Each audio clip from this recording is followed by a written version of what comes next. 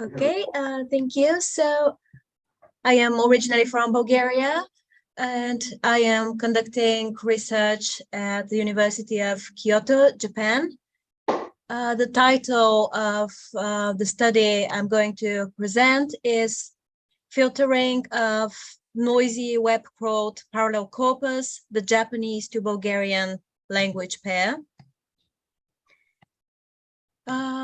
So this will be the overall content of my presentation. I will start with a brief background about the nature of web-crawled corpora, and I will go on to discuss relevant WMT shared tasks that have been conducted and that I'm going to use in order to select a model to apply in the study. Then I'm going to provide a pipeline overview to help guide through the process. I will talk a little about the implied corpus, the CC matrix web-crawled corpus in the language pair Japanese to Bulgarian. And then work with the corpus. We'll start with a pre-processing stage, followed by model selection, that is to say the selection of a particular state-of-the-art model that has been used previously to filter noisy corpora. The particular model that is going to be discussed is a classifier model, so the issuing experiments and results of the classifier model will be discussed, followed by an application to eventual translation model between the two languages, Japanese and Bulgarian, and I will end with conclusions and future work. Okay, starting with web-crawled corpora. This kind of corpora have been introduced in an attempt to tackle the very significant problem of there not being large enough corpora when it comes to low resource language pairs. The way they're derived is through unsupervised covering of large portions of the web, using a metric such as cosine distance between the sentence embeddings in the two languages. Some positive points about this kind of corpora is that they're very large in size and they cover a large number of languages and dialects. However, they tend to contain redundant data due to the unsupervised mining. Also, there is a lack of documentation as to where the data comes from. And most importantly, there are high levels of noise, which prove to be especially detrimental in the case of neural as opposed to statistical machine translation.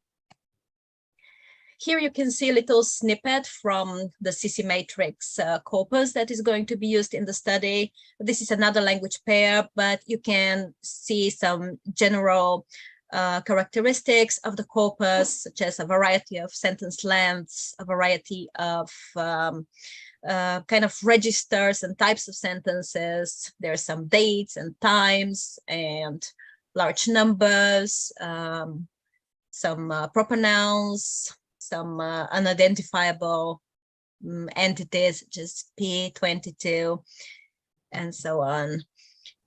Now, in order to tackle the problem of these large corpora being so noisy, the workshop on machine translation has organized a series of 3 shared tasks on filtering this kind of corpora.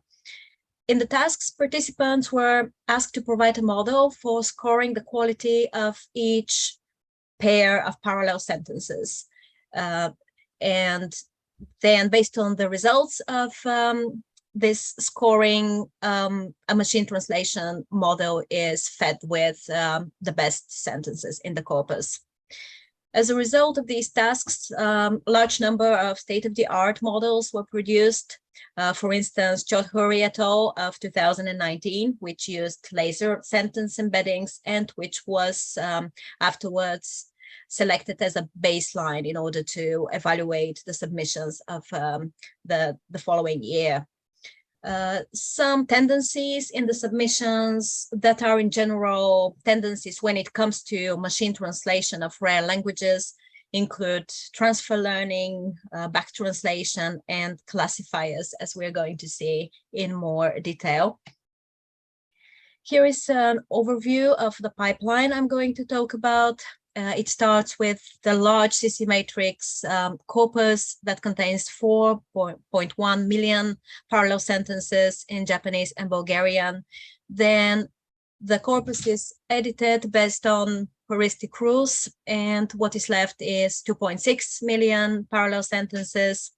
And then what follows is that a classifier model is applied in order to score the best examples of parallel sentences as in the described shared tasks.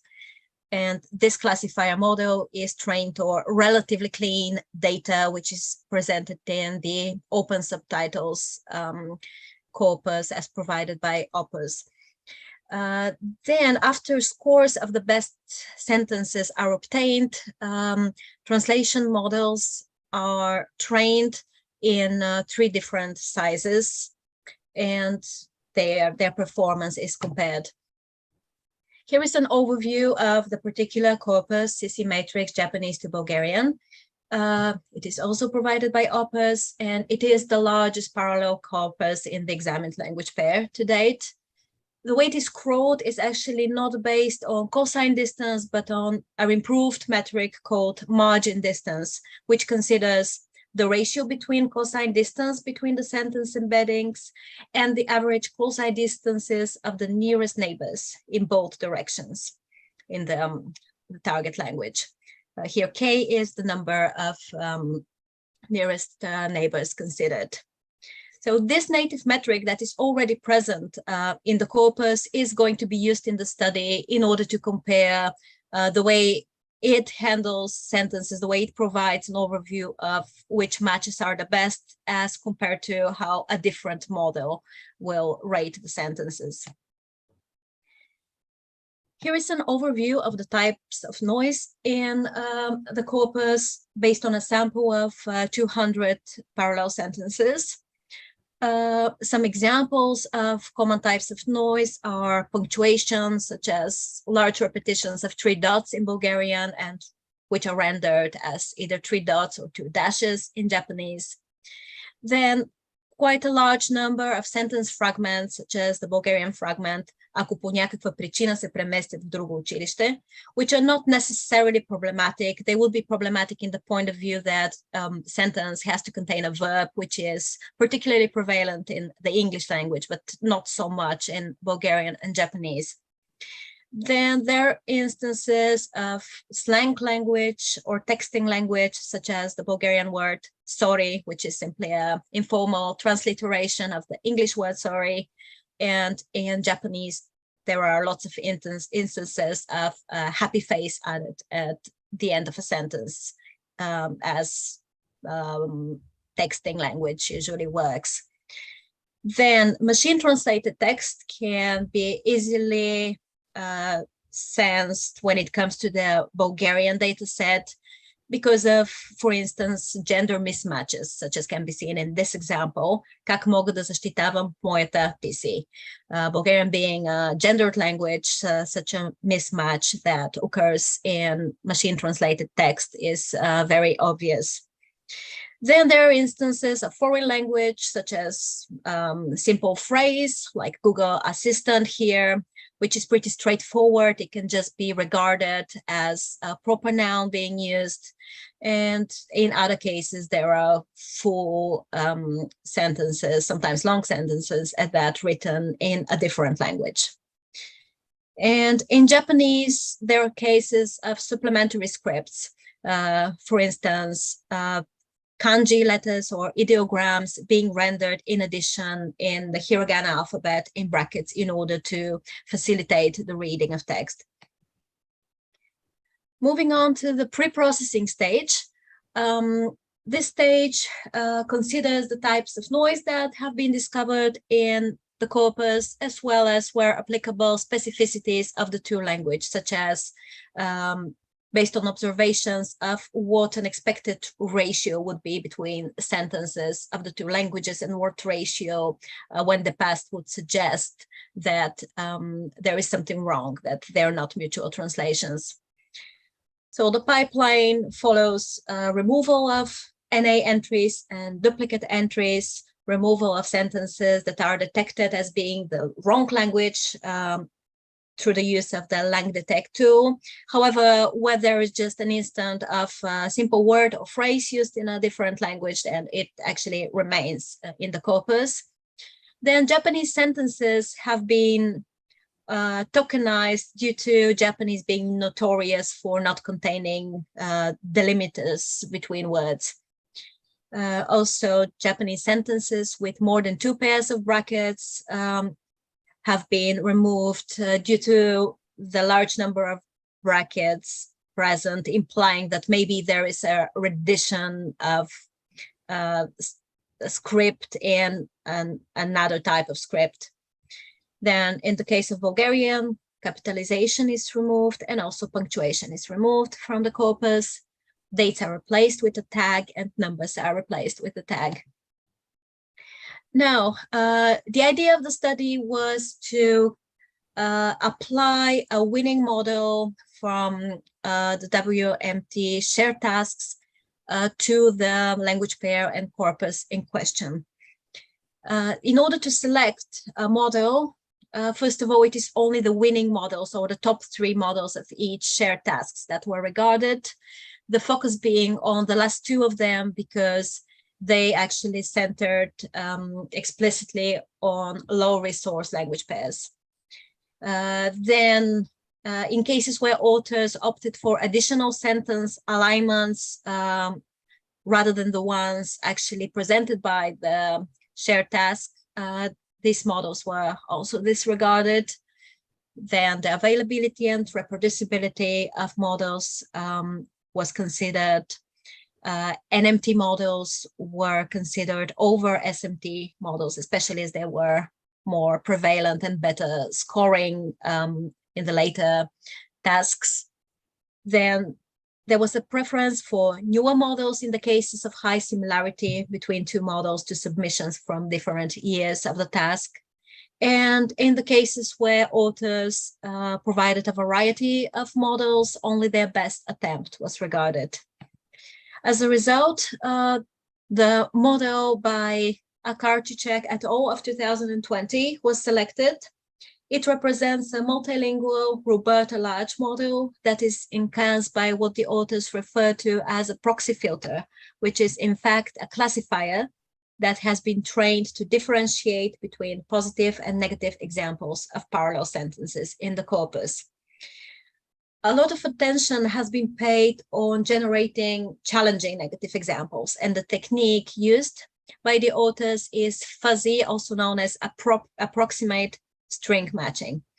This technique applies Levenshtein distance in the calculation of levels of similarity between strings. That is to say, a number of edits it will take in order to turn one string to the other based on 3 operations, addition, deletion, and replacement. Here we can see an example of how the fuzzy matching algorithm works. So there are several different modes, but basically we can see how similarity decreases based on differences of place of different characters from the sequences. Also, it may or may not be considered to be 100% similarity when one string is contained in the other. This depends on the settings utilized. Then for the classifier to be trained, what was used as training data were 10,000 clean parallel sentences from the open subtitles corpus, as mentioned, and the following hyperparameters were experimented with using a grid search, number of training epochs, learning rate, negative random sampling, or the amount of negative data in training. Also, fuzzy ratio, or how many wrong, like negative examples of a parallel sentence are taken for one positive example. And then fuzzy max score, which was opted for by the authors in order to avoid repetitions of sentences. So this is a threshold in percent.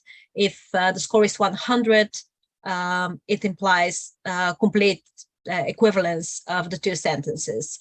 So in order to be sure, they may have opted for instance, 60% of similarity, judging that any similarity over this percentage would mean that the sentences are very close and possibly identical. Then positive oversampling, or a way to adjust the ratio between positive and negative examples. The results of the classifier were the following. All of the highest scoring models in terms of F1 score were trained for 2 epochs with a learning rate of 2 times e to the minus 6. Then a general tendency was that the negative random sampling value was high, and it was a little bit higher than that of positive oversampling, accounting for a particular ratio between the two. When it comes to fuzzy max scores and fuzzy ratios, their values varied significantly, so no observations were made. In the table, you can see hyperparameters among the top 5 classifier models. And in fact, it is the second one that was taken as a baseline because the first one exhibits a slightly irregular pattern in the terms of values of hyperparameters. Specifically, the fuzzy max score is 100, which is a value of 100% that beats the purpose of there being this hyperparameter to start with. The derived scores of the classifier can be seen in the graphs. So each pair of sentences received a score between 0 and 1. The values varied between a very small score of 0.03 and all the way to 0.98. However, the mean is really towards the end of this spectrum, as can be seen in the first image. There is a saturation of scores that are way above the beginning, the first scores, the lowest scores. Then another observation was made on the top 1 million scores, since the top 1 million scoring sentences were the ones that were used in the translation models. So here also a little bit of fluctuation can be seen of the values decreasing slightly when they reach the highest values. Then based on manual evaluation, it was concluded that the classifier provides a better justification of parallelism than the original margin scores. In order to evaluate this, 5 sentences were taken from the lowest and highest scores based on the classifier, and each of them also from the beginning and the end of the original corpus, as the corpus itself is ordered according to the margin distance scores. Then come the experiments with translation models. Transformer models were used. For test and validation sets, the data used were 1,000 parallel sentences, each taken from the top scoring sentences of the corpus as based on the classifier. However, the sentences were additionally manually edited in order to further guarantee their correctness, as well as to remove a bias that could be caused by them coming from selection of the classifier that favors a particular type of sentences.